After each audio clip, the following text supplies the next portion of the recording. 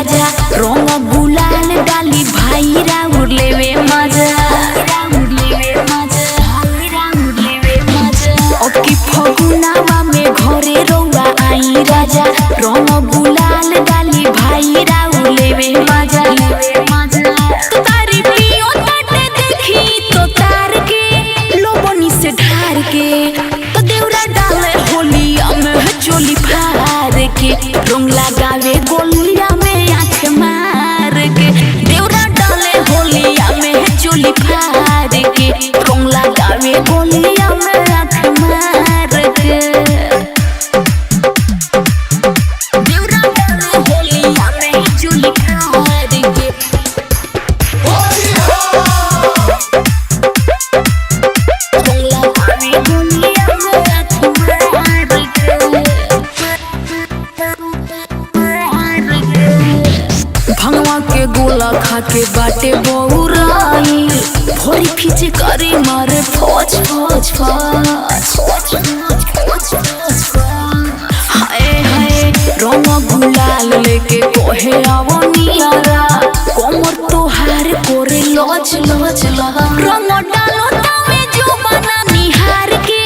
लहला उघार के तो देवरा डाले होलिया में चोली फार के रंग लगावे गोलिया में आँखें मार के देवरा डाले होलिया में चोली फार के रंग लगावे गोलिया में आँखें मार के देवरा डाले होलिया में गोलिया में आँखें मार के चाटलो चाहे जवनिया के छाही कोरता भी साला तोम तोम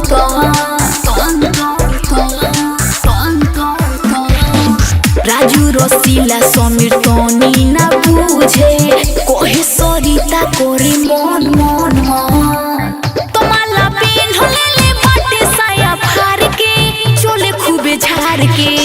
तो देवरा डाले होलिया में चोली फार के रंग लगावे गोलिया में आँख मार के देवरा डाले होलिया में चोली फार के रंग लगावे गोलिया में आँख मार के ओकी फगुनावा में घरे रौआ आई राजा रंग गुलाल डाली भाई राउर लेवे मजा तो तारी पियो ताटे देखी तो तार के लोबनी से ढार के तो देवरा डाले होलिया में चोली फार के रंग लगावे गोल